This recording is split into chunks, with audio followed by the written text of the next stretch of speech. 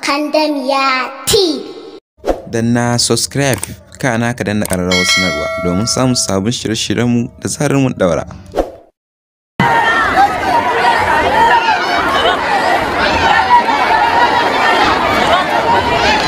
Malam Umar Hashim.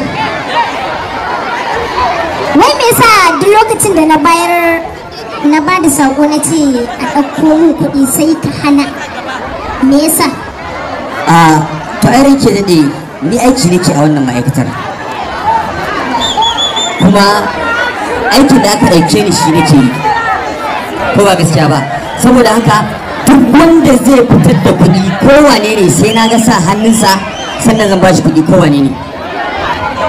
Umar Hashim, kuɗin naka ne ko na gidanku ne ko kuma kana da gado da shi?